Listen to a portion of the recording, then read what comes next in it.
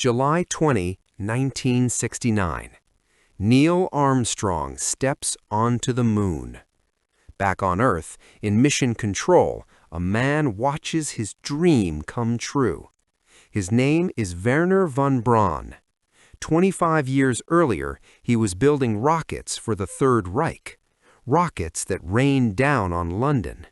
Now he's America's hero, the man who put humans on the moon. This is the story of the most controversial redemption in history.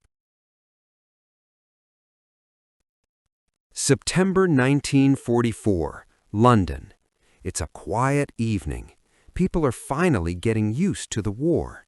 The bombings have stopped. The city is beginning to breathe again. Then, without warning, an explosion. A massive crater appears in a residential neighborhood.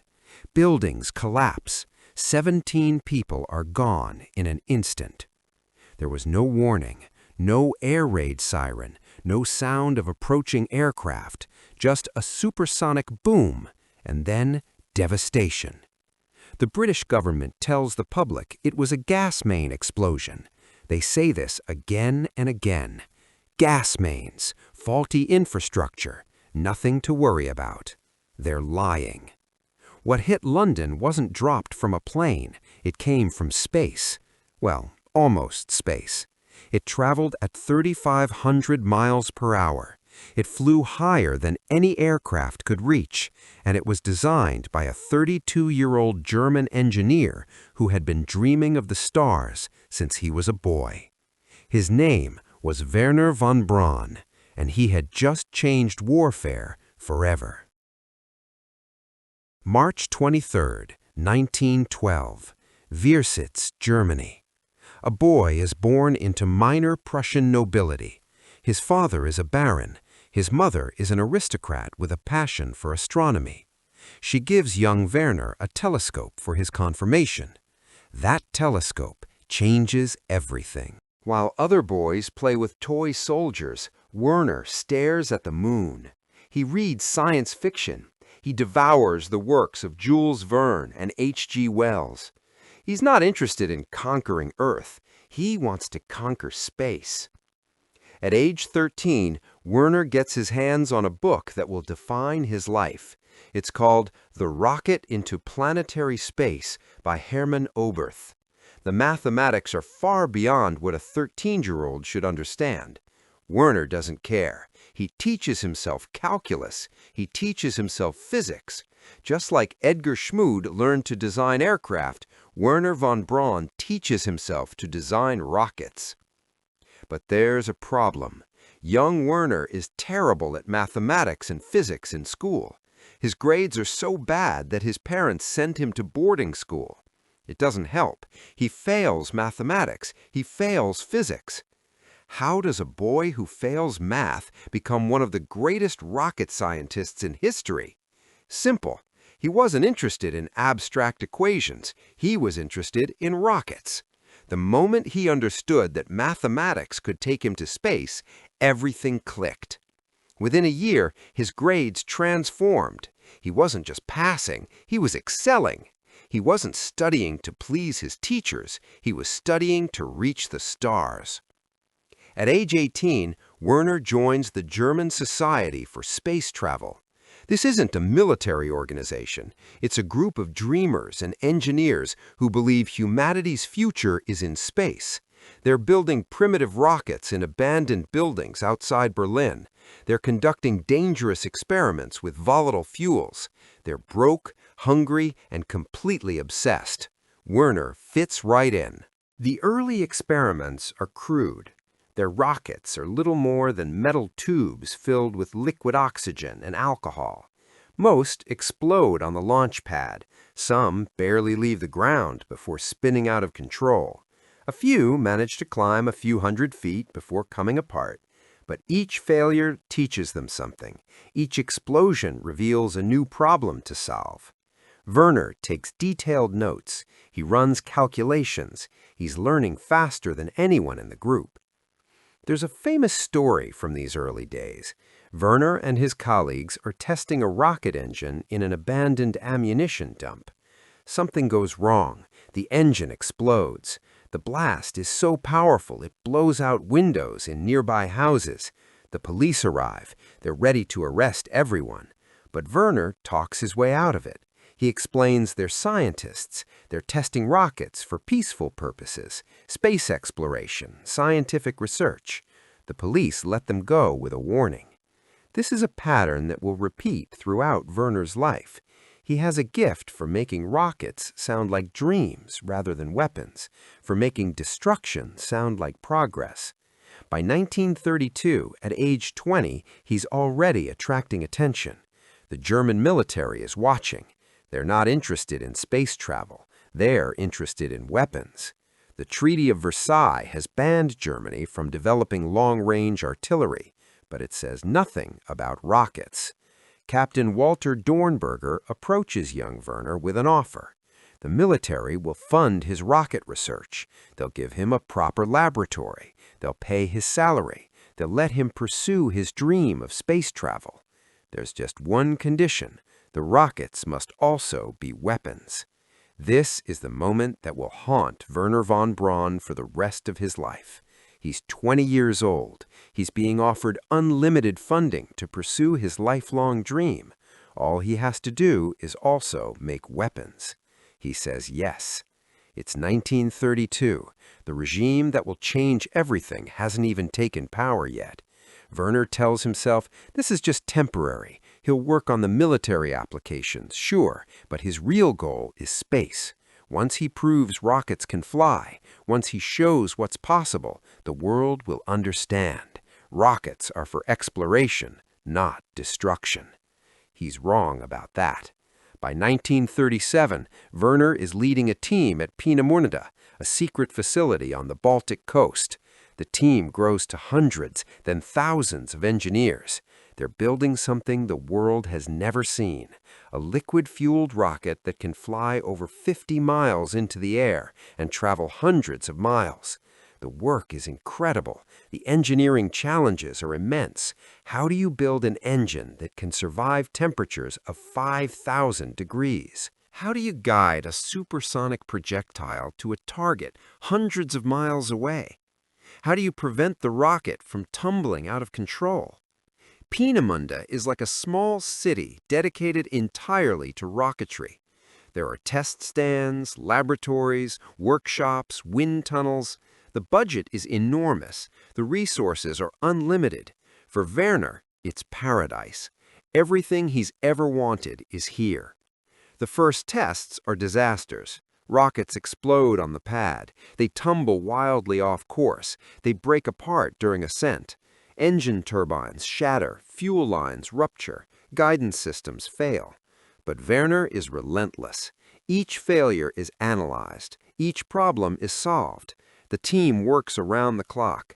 They're driven by Wernher's vision and the regime's demands. There's a photo from this period. Wernher is standing next to a rocket, wearing a dark suit, looking confident and composed.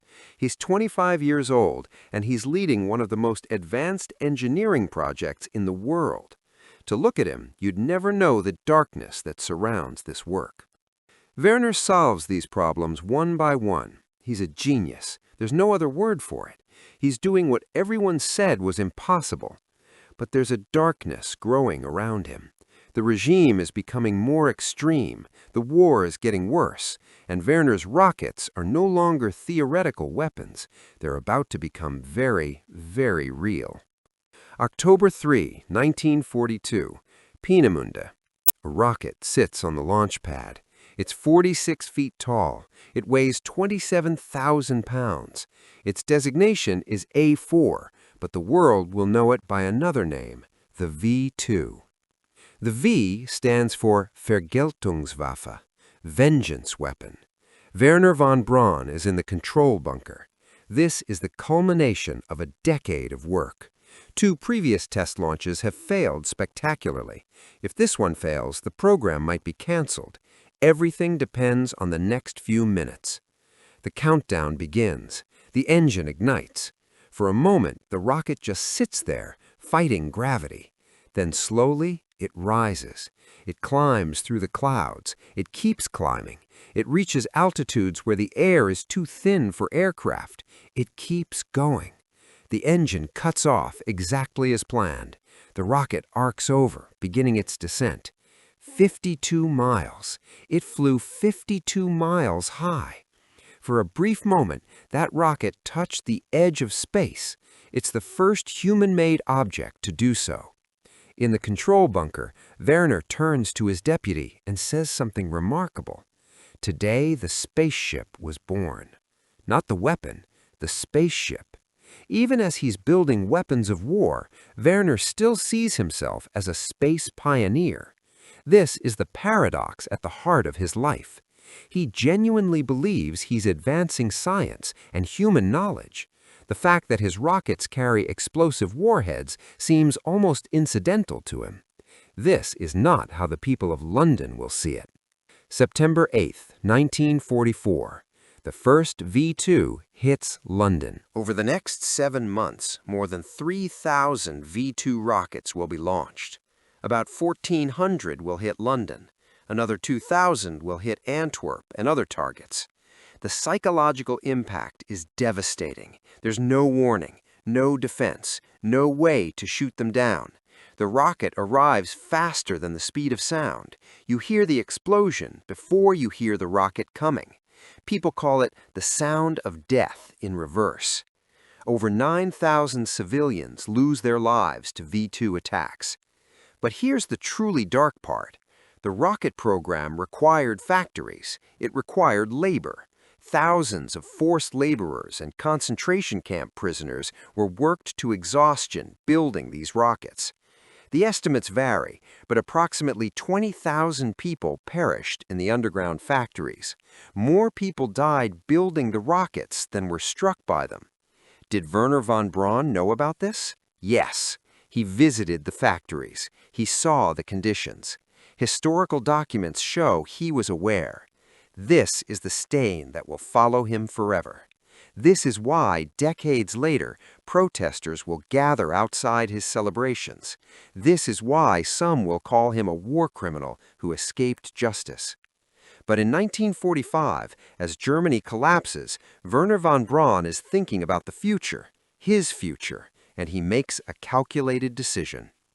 May 2nd, 1945. The war in Europe is ending. The Third Reich is collapsing. Wernher and his team are in Bavaria, hiding from the advancing Soviet army. They know the Soviets want them. They know the British want them. They know the Americans want them. Wernher has made his choice. He wants to go to America. Why America? Wernher has thought this through carefully. The Soviets will work him to death. The British are broke and can barely feed their own people. But America? America has resources. America has ambition. America might actually let him pursue space travel. He gathers his top engineers, about 500 of them. He tells them they're surrendering to the Americans. Some object. Some want to try their luck with the British. A few consider the Soviets, but most follow Wernher. They've followed him this far. He sends his brother Magnus on a dangerous bicycle journey through combat zones to find American troops. The message is simple. We're rocket scientists. We want to surrender, but only to you. The Americans can't believe their luck. They've been trying to capture German rocket scientists for months. They've seized some equipment. They've found some documents. But the people, the knowledge, that's been elusive. And now the top man is offering to surrender? This is how Operation Paperclip begins. It's a secret program to bring German scientists to America. The official rules are clear. No war criminals, no regime loyalists, no one with blood on their hands. Wernher von Braun's file is carefully edited. Inconvenient facts are removed. Testimonies are buried. His party membership is downplayed. His visits to the factories are forgotten. Photos are destroyed. Witnesses are discouraged from speaking. The American intelligence officers handling the operation know exactly what they're doing. They're not naive. They know these men built weapons. They know about the factories. But the Cold War is coming. The Soviets are grabbing every German scientist they can find. America can't afford to be squeamish about the past when the future is at stake. It's a devil's bargain. Knowledge for freedom. Expertise for amnesty. On September 20th, 1945, Wernher von Braun arrives in the United States. He's not arrested. He's not put on trial. He's given a contract to develop rockets for the U.S. Army. The deal is simple. You give us your knowledge, we give you a new life. The first years in America are difficult. Wernher and his team are isolated at Fort Bliss, Texas. It's basically a comfortable prison. They can't leave without permission. They can't speak to the press. They're valuable assets, but they're not quite free. The work is frustrating, too. The U.S. military doesn't really understand rockets. They're still thinking about artillery and bombs. Wernher wants to talk about space. They want to talk about warheads. But slowly, things change. The Cold War begins. Suddenly, America needs rocket technology. The Soviets are developing their own missiles. The space race is beginning, even if nobody knows it yet. Wernher starts giving public speeches. He starts writing articles. He appears on television. He's charming. He's articulate. He speaks perfect English with a distinguished German accent. He talks about the future, about space stations, about trips to Mars, about humanity's destiny among the stars. Americans fall in love with him. This is Wernher's genius. He's not just an engineer. He's a salesman. He's selling a dream. And in 1950s America, that dream is exactly what people want to hear. Walt Disney invites him to appear on television. Together, they create a series of programs about space exploration. The first episode airs in 1955. It's called Man in Space. Over 42 million Americans watch it. Wernher appears on screen in a crisp suit. He uses models and animations to explain rocket science. He describes a space station, a trip to the moon, eventually a mission to Mars. He makes it all sound not just possible, but inevitable. The effect is electric. Children across America suddenly want to be rocket scientists. They build model rockets. They study physics. They dream of space. Wernher von Braun becomes a household name, not as a German weapons engineer, as America's space visionary. Disney follows up with more programs, Man and the Moon, Mars and Beyond. Each one features Wernher explaining, demonstrating, inspiring. His German accent becomes endearing rather than threatening. He's transformed from enemy engineer to friendly professor. This is Wernher's greatest engineering feat. Not the V2, not even the Saturn V. It's the engineering of his own image, the careful construction of a new identity. The German who built weapons becomes the German-American who will take humanity to the stars. Millions of American children watch Wernher von Braun explain how humanity will reach the moon. He uses animations and models. He makes it seem not just possible, but inevitable. He's becoming a celebrity. The dark past is fading. He's no longer the German who built weapons. He's the visionary who will take America to space. October 4th, 1957. The Soviet Union launches Sputnik. It's just a small metal sphere that beeps, but it's in orbit. It's flying over America. The psychological impact is devastating. If the Soviets can put a satellite in orbit, they can put a warhead in orbit. America is vulnerable. The shock ripples through the nation. Wernher von Braun goes on television. "We can do better," he says. "Give me the resources and we'll catch up." America is ready to listen now. Suddenly, von Braun isn't just another German scientist. He's the man who can save American pride. January 31, 1958. Just 4 months after Sputnik, America launches its first satellite. It's called Explorer 1. The rocket that launches it is designed by Wernher von Braun's team. The space race is on, and Wernher von Braun is America's champion. In 1960, Wernher transfers to NASA. He becomes director of the Marshall Space Flight Center in Huntsville, Alabama. His team is tasked with developing the massive rocket that will take Americans to the moon. They call it the Saturn V. It's the most powerful machine ever built. Standing 363 feet tall, it's taller than the Statue of Liberty. At launch, it generates 7.6 million pounds of thrust. The ground shakes for miles. The sound is overwhelming. The Saturn V is assembled in the Vehicle Assembly Building at Kennedy Space Center. The building itself is one of the largest structures in the world. It has to be. The Saturn V is so massive, it requires an entire building just to stack its stages. Each rocket consists of over 3 million parts. Every single one must work perfectly. A failure in any component could mean disaster, not just mission failure, dead astronauts, a blow to national prestige, the end of the space program. Wernher's team tests everything. They fire engines until they fail. They subject components to extreme temperatures, vibrations, pressures. They run thousands of simulations. They check and double-check every calculation. The scale of the operation is staggering. At its peak, the Apollo program employs over 400,000 people across thousands of companies. It consumes 4% of the federal budget. It's the largest peacetime mobilization of resources in human history. And at the center of it all is Wernher von Braun, coordinating, deciding, inspiring, demanding perfection. And it's beautiful. There's no other word for it. When a Saturn V launches, it's like watching controlled violence, fire and thunder that somehow becomes grace. Each launch is a spectacle. The rocket sits on the pad, venting liquid oxygen. The countdown proceeds. At T-8 seconds, the engines ignite. The hold-down claps keep the rocket in place while the engines build to full thrust. Then, release. The rocket doesn't leap off the pad, it rises slowly, majestically, as if reluctant to leave Earth. For those first seconds, it seems impossible that something so massive could fly. But it does. It climbs faster and faster, trailing fire and thunder. Wernher oversees every detail. The engineering tolerances are incredible. A single failure could mean disaster.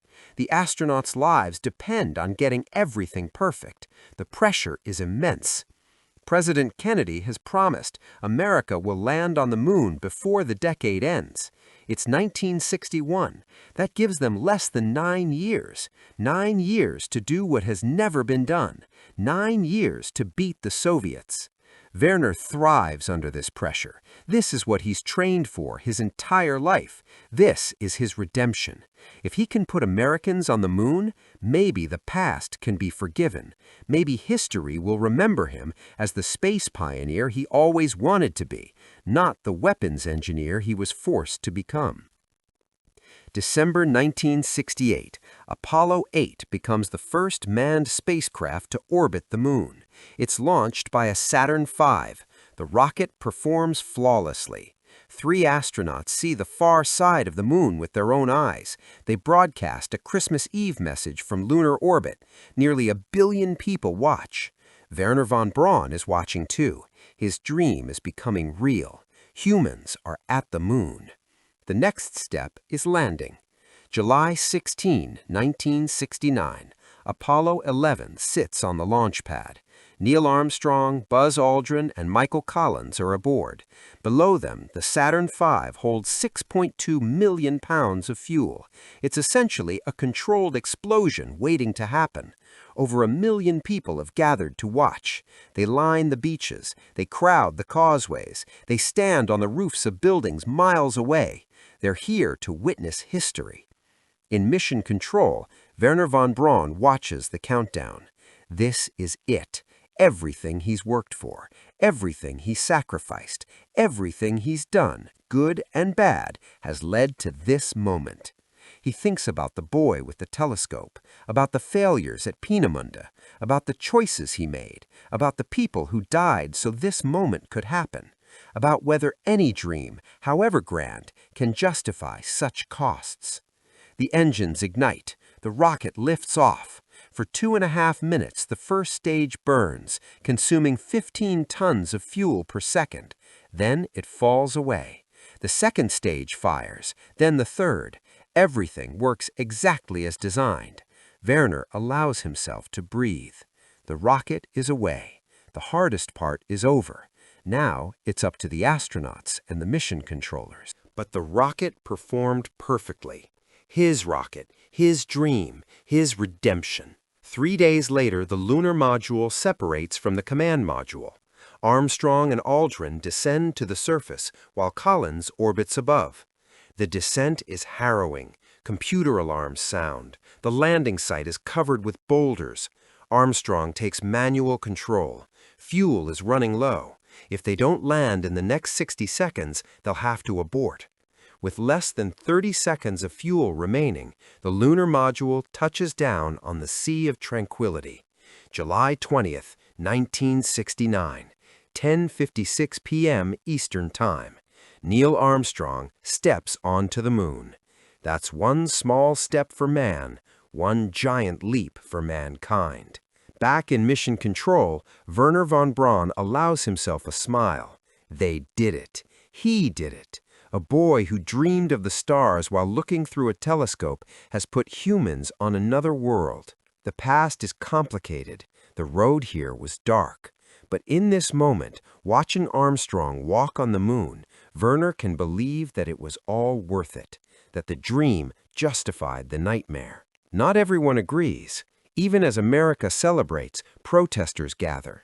They carry signs. Von Braun is a war criminal. How many died for this? The questions don't go away just because the mission succeeded. Wernher never gives a full accounting. He never fully acknowledges his role in the suffering. When asked about the past, he deflects. He talks about the future. He talks about Mars. He talks about space stations. He's always looking forward, never back. Is this redemption or escape? Can genius absolve guilt? Can extraordinary achievement balance terrible complicity? There are no easy answers. After Apollo 11, there are 6 more moon landings. All use the Saturn V. All are successful. Well, except Apollo 13, which suffers an explosion but makes it home safely. Even the failure demonstrates the quality of Wernher's engineering. By 1972, Wernher leaves NASA. The glory days are over. Budget cuts are coming. America has won the space race. Public interest is fading. There will be no Mars mission, no permanent moon base. The grand vision is dying. It must have been heartbreaking for Wernher. He'd spent his entire life working toward a future of space exploration. He'd imagined space stations, moon colonies, missions to Mars and beyond. He'd sold America on this dream, and now, just as the capability existed to make it real, the will was fading. The last 3 Apollo missions are canceled. Skylab, the space station Wernher helped design, will be used briefly, then abandoned. The Viking probes will go to Mars, but no humans will follow. The grand vision is replaced by the more modest Space Shuttle program. Wernher goes to work for Fairchild Industries, a private aerospace company. He continues to advocate for space exploration. He writes articles arguing that humanity must expand beyond Earth. He gives speeches to anyone who will listen. He appears on television programs, still charming, still articulate, still dreaming. But he knows the moment has passed. The political will that put humans on the moon was driven by Cold War competition, not by dreams of exploration. Once America beat the Soviets, the funding dried up. The dream that sustained Wernher his entire life will not be realized in his lifetime. He continues to advocate for space exploration. He writes articles. He gives speeches. He never stops dreaming. But his health is failing. In 1975, he's diagnosed with cancer. He fights it for 2 years, but the battle is lost. June 16, 1977. Wernher von Braun dies in Alexandria, Virginia. He's 65 years old. The obituaries are complicated. Some call him a visionary. Some call him a hero. Some call him a war criminal who escaped justice. All of them are partially right. His legacy is impossible to separate. The Saturn V that took humans to the moon was built by the same mind that designed the V2 that struck London. The gentleman who charmed children on television had walked through factories where people suffered and died. The dreamer who wanted to unite humanity through space exploration had built weapons for one of history's darkest regimes. How do we judge such a life? Some say we shouldn't celebrate the rockets of yesterday, that the moral cost was too high, that we should have found another way to reach space, that Wernher's redemption is a lie we tell ourselves to feel better about using knowledge stained with blood. Others say the past is the past, that Wernher redeemed himself through Apollo, that his contribution to science and exploration outweighs his wartime activities, that punishing genius serves no one, that we should celebrate what he achieved, not dwell on what he enabled. But maybe both views are too simple. Maybe Wernher von Braun's story resists easy categorization because life itself resists easy categorization. Consider this. The same mathematical principles that guided a V2 to London guided Apollo 11 to the moon. The same engineering brilliance that enabled destruction enabled exploration. Knowledge itself is neutral. It's what we do with it that matters. Wernher chose to put his knowledge in service of weapons. That was his sin. But he also chose to put that same knowledge in service of exploration. That was his redemption, or his attempted redemption. History may never decide which one wins. What we can say with certainty is that Wernher von Braun lived a life of profound contradictions. He dreamed of uniting humanity while building weapons that divided it. He reached for the stars while standing on bodies. He wanted to be remembered as a pioneer, but will always be remembered as both pioneer and accomplice. The truth is probably somewhere in between. Wernher von Braun was neither pure villain nor perfect hero. He was a man who made terrible choices in pursuit of an extraordinary dream. He enabled suffering while reaching for the stars. He was brilliant and moral coward in equal measure. His story reminds us that genius doesn't equal goodness, that talent can serve any master, that the same hands that build spaceships can build weapons, that dreams can justify almost anything if we let them. Today, when we look at the moon, we see Armstrong's footprints, but we should also remember the longer shadow, the people who suffered so those footprints could be made, the workers who died, the civilians who fell, the moral compromises that paved the road to the sea of tranquility. The moon landing was humanity's greatest achievement. It was also built on a foundation of darkness. That's the paradox of Wernher von Braun. He gave us the stars, but we should never forget what it cost to get there. More than 150 Saturn V components are displayed in museums around the world. The rockets that reached the moon. They're monuments to human achievement.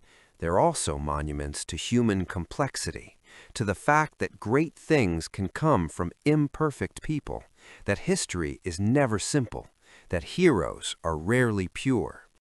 Wernher von Braun wanted to be remembered as the man who opened space to humanity. He wanted his legacy to be the moon landing, not the V2. He wanted redemption through achievement. Did he earn it? That's for history to decide, and history is still deciding. What we can say is this. The man who dreamed of Mars as a boy in Prussia helped put humans on the moon as a man in America. The road there was dark and complicated. The cost was higher than it should have been, but the achievement was real.